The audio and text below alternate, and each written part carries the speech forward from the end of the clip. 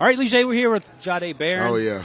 Do-it-all defensive back. Yeah, he is. Because he can play anywhere, from Texas, soon to be in the NFL. Miranda, who we work with, is a Steelers fan, and she wants to see Jahdae in black and gold. We'll see if that happens. Jahdae, you can play in the slot. You can play outside. You have ball skills. You will come downstairs and come downhill and thump people. Talk about your game, because a lot of the way that slot guys and safeties and cornerbacks play now aren't quite with the physicality that Jahdae brings to the party.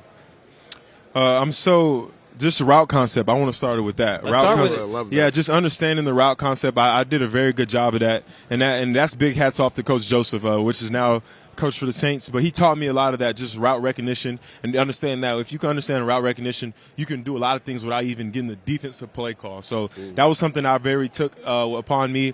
And then physicality, that's your essence. That's just something you have to be about. Some people try to build that when you can, but it's just not. It won't be cut the same. Some people just come from different cloths, and I've been through a lot, and I try to put all that pain that I went through, and I try to put it out there on the field, and just with a lot of passion and love.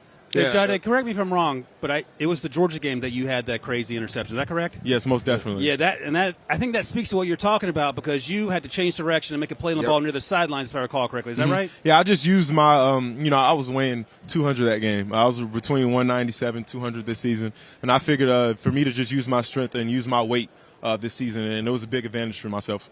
Yeah, that literally was the first thing I wrote down when evaluating him was route recognition. Okay. Like, he just understands concepts so well. Ryan talked about it. They kind of use you as a Swiss Army knife. You played outside at corner. You played in the slot, even some dime linebacker.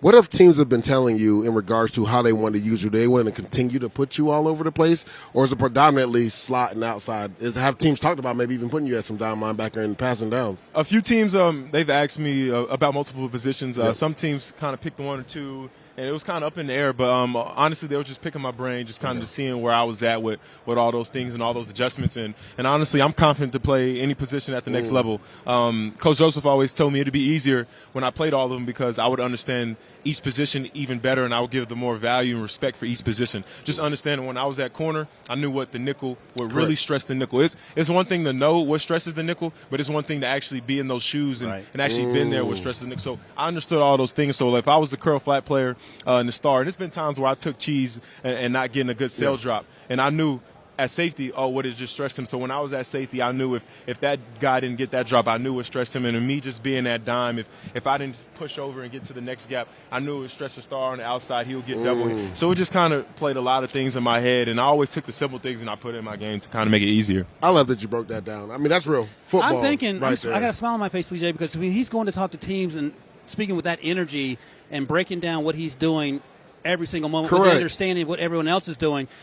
I would imagine you sold a lot of teams very quickly in those conversations. I would say so too. And to me, like, the unselfishness of you understanding what each position has, and if you don't do your job, how much stress that can, be on the safety, that can be on the slot. I've been at that point before where I've gotten yelled at a safety not doing my job. So why would I want to feel that stress if I was at safety? Well, I've been that corner not doing my job and kind of getting yelled at the nickel. And you got to take that encouragement, but you got to put all those pieces together and understand when I'm at those positions, I understand what stresses everybody out. So I know I have to give the value and the respect, and I just have to play fast and do my job and own it on my job. Well, mentally, I want to talk about that, right? Because you learned so many positions and you understood what each one of those positions entail. What was the work week preparation-wise for you mentality? Because you had to learn like 4 or 5 different positions, and you had to learn the checks for each one of those positions. What was it like for you throughout the week as you prepared mentally to get ready? It was just meeting more, truly meeting more and engaging. I was meeting with Coach Gideon.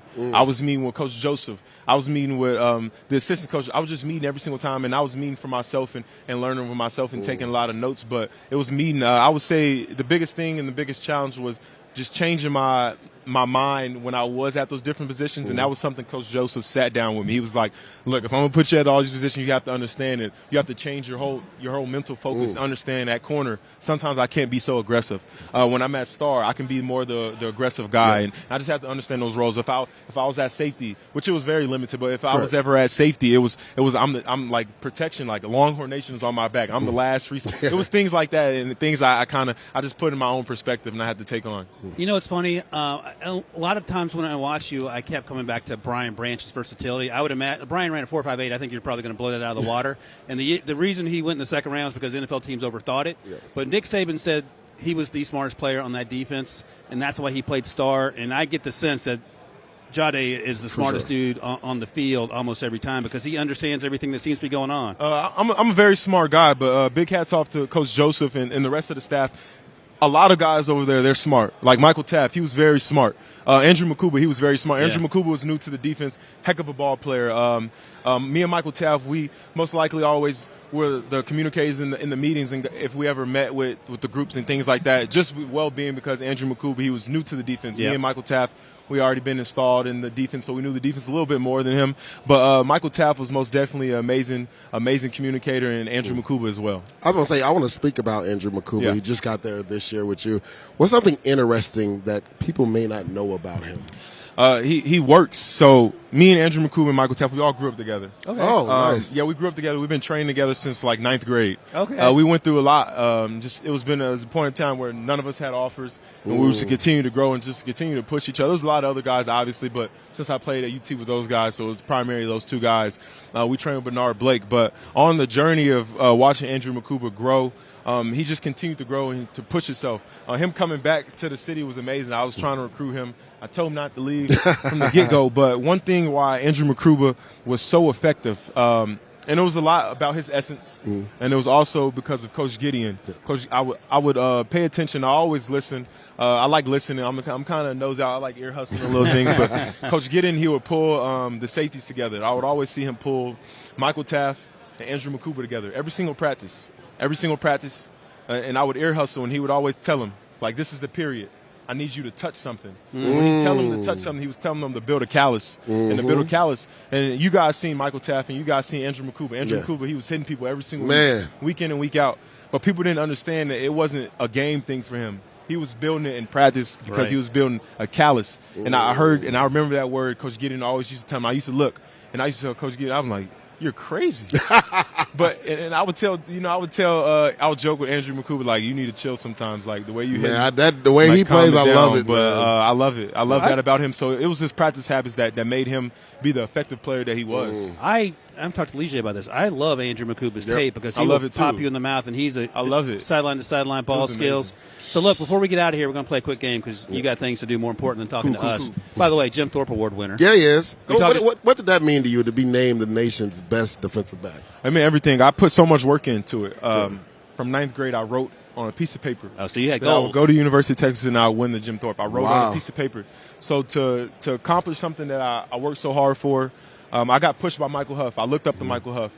It was that saying, like, be like Mike. And I wanted to be like Huff. Like, I really, truly wanted to be like Huff. I used to have this number 7 jersey that I used to wear all the time with me and my cousin. We used to switch sometimes to wear the jersey. But looking up to Michael Huff and being pushed by him every single day, just wanted to be a part of the legacy that him and Aaron Ross is a part of, and just to represent the Jim Thorpe family and their legacy, and not only on the field, but just how I carry myself and how I go about business, just giving the utmost respect to everybody so I can receive the utmost respect from everybody. By the way, Michael Huff, Jim Thorpe Award winner. All right, let's play a quick game. We'll let you get out of here. Cool. It's called This or That. I'm going to name 2 wide receivers. You tell me which one you'd be more excited about locking down in the NFL, and we'll go down the list. You ready? Mm-hmm. A.J. Brown or Garrett Wilson?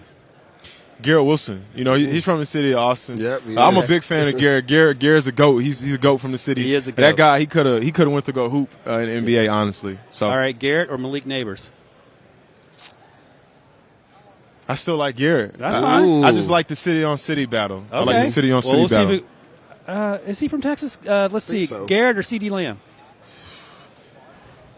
Well, since I got to say C.D. Lamb, he was the OU. Yeah, and, the rivalry. We're a rivalry.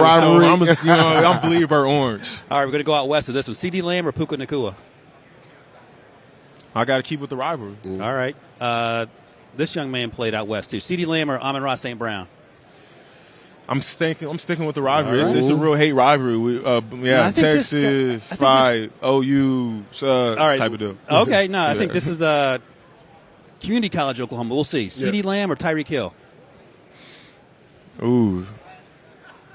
See, he went to Oklahoma State eventually, huh? Exactly. Okay, thank you. So I don't like go pokes. So I would say Tyreek Hill. All right. I don't like the pokes. All right, now we're going to get juicy. You got to put aside the intrastate rivalry here. Tyreek or Jamar Chase? They in the SEC now too. We gotta go against LSU. We gotta go Jamar Yeah. Chase. All right. Now this is going to be LSU on LSU crime. Jamar Chase or Justin Jefferson?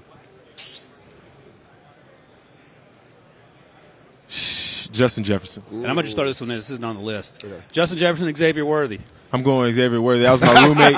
He talked a lot of smack. We had a lot of battles, and he's won a lot, and I've won a few. But I need a lot. I need to win a lot more. So I need Xavier Worthy, and I'm gonna add another person. Go for it. I need Jordan Whittington, and I need A.D. Mitchell. He won all the Texas receivers. I need A.D. Mitchell. I need Matthew Golden. I need all the guys. All the guys. I need all of them. I need all of them. But I've won a lot against those guys, and I want to win a lot Isaiah more. Bond, Gunnar Helm, come on down. All of them. The whole nine. JT Sanders. We need them all. We need them all back.